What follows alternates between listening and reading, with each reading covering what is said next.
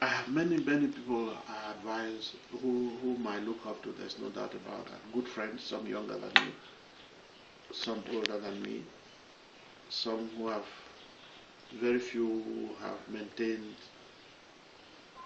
our friendly relationship. You know, there are some people who are fair weather beds. When you have a high position, they flock around you. When you are no more in position, they fly away and look for greener pastures to the people who have taken over those positions. But there are some who stay with you. There are few, there's a small group who stay with you, who still value your relationship as a person, not because of the office you have. And my advice to them is to just keep doing good to humanity and keep being honest and careful and loving to friends. I'll come back to something you said yesterday. You've not said it today. You said something about the University of Buya and you were talking to the president. Yes. You know, was it that 93, during this political crisis in the country, when Anglophones were virtually being chased out of the university in Yaoundé, and there were even some deaths, and despite all the information, first-hand information we had, for me it was so shocking that a very senior minister of government said that there was zero death. So I thought, okay, this is time for us to rally around as Anglophones to do something for Anglophone children, which would be the best legacy would leave for posterity. So fortunately, when the President Paul Biya came to Buea,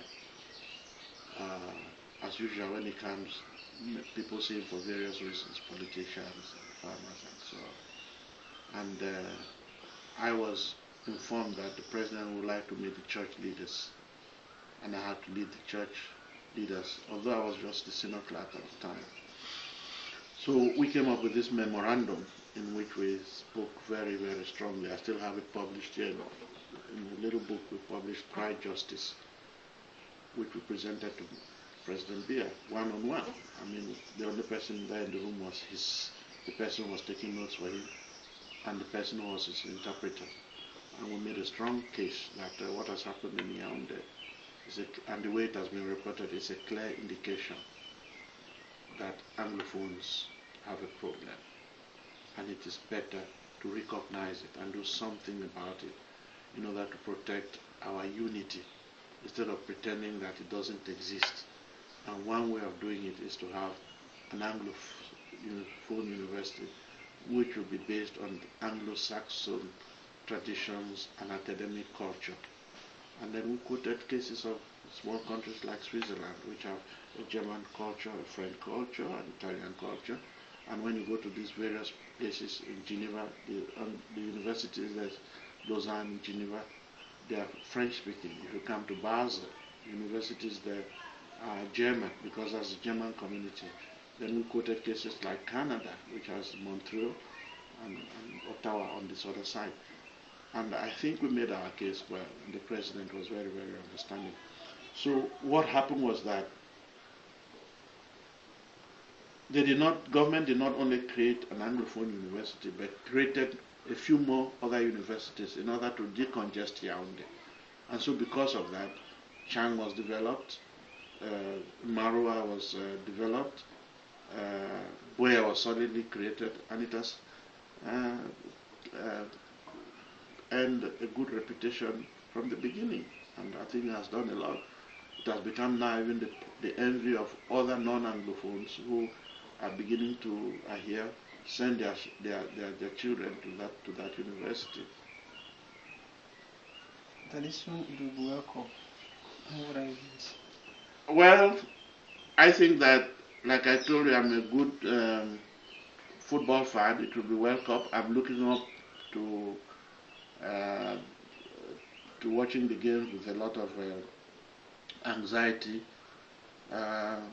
Having watched the Cameroon German team, you know, Germany this year is one of the favorites.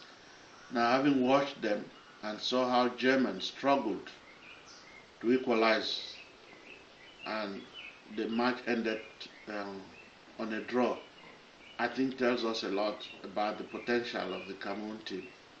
And I pray and hope that the time that they still have left, they would use it to polish up those areas which were in which there were flaws.